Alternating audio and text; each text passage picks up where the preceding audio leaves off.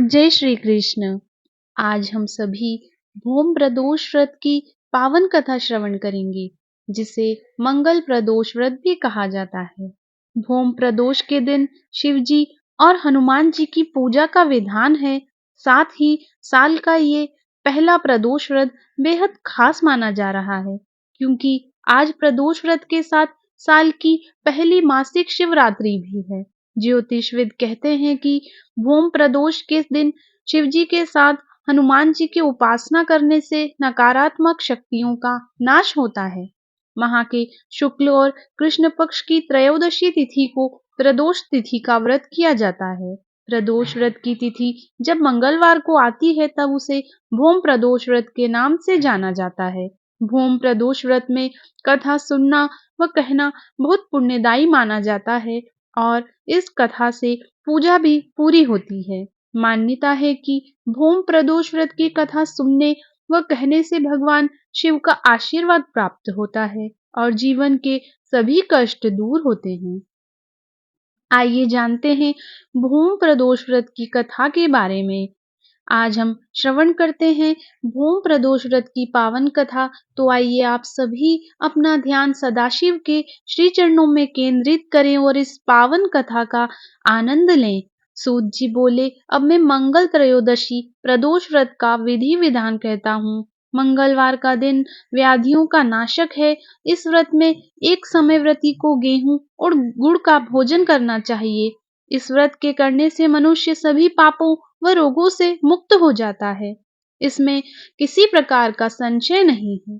अब मैं आपको उस बुढ़िया की कथा सुनाता हूँ जिसने यह व्रत किया व मोक्ष को प्राप्त हुई। अत्यंत प्राचीन काल की घटना है। एक नगर में एक बुढ़िया रहती थी। उसके मंगलिया नाम का एक पुत्र था। वृद्धा को हनुमान जी पर बड़ी श्रद्धा थी। वह प्रत्येक मंगलवार को हनुमान जी का व्रत रखकर यथाविधि उनका भोग लगाती थी। इसके अलावा मंगलवार को एक तो वह न तो घर लीपती थी और न ही मिट्टी खोदती थी। इसी प्रकार से व्रत रखते हुए जब उसे काफी दिन बीत गए, तो हनुमान जी ने सोचा कि चलो आज इस वृद्धा की श्रद्धा की परीक्षा करें। वे साधु का वेश बनाकर उसके द्वार पर जा पहुंचे और पुकारा, क्या हे कोई हनुमान जी का भक्त जो हमारी इच्छा पूरी करे। वृद्धा ने यह पुकार सुनी तो बाहर आई और कहा कि महाराज, क्या आज्ञा है।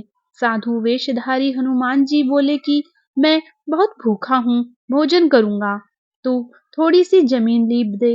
वृद्धा बड़ी दुविधा में पड़ गई। अंत में हाथ जोड़कर प्रार्थना की, हे महाराज, लीपने और मिट्टी खोदने के अतिरिक्त जो काम आप कहें वह मैं करने को तैयार हूँ। साधु ने 3 बार परीक्षा करने के बाद कहा, तू अपने बेटे को बुला, मैं उसे औंधा लिटाकर उसकी पीठ पर आग जलाकर भोजन बनाऊंगा। वृद्धा ने सुना तो उसके पैरों तले की धरती खिसक गई, मगर वह वचन हार चुकी थी। उसने मंगलिया को पुकार कर साधु महाराज के हवाले कर दिया, मगर साधु ऐसे ही मानने वाले न थे। उन्होंने वृद्धा के हाथों से ही मंगलिया को औंधा लिटाकर उसकी पीठ पर आग जलवाई। आग जलाकर दुखी मन से वृद्धा अपने घर के अंदर जा चली।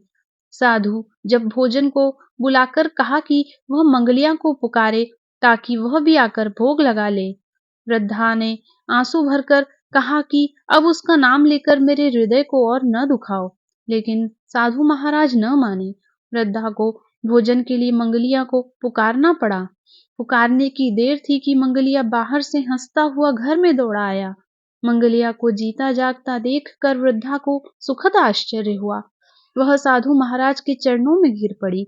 साधु महाराज ने उसे अपने असली रूप में दर्शन दिए। हनुमान जी को अपने आंगन में देखकर वृद्धा को लगा कि उसका जीवन सफल हो गया। महादेव सदाशिव की शुभ कृपा दृष्टि आप सभी पर बनी रहे। बोलिए उमापति महादेव की जय। प्रभु श्री राम भक्त हनुमान जी महाराज की जय।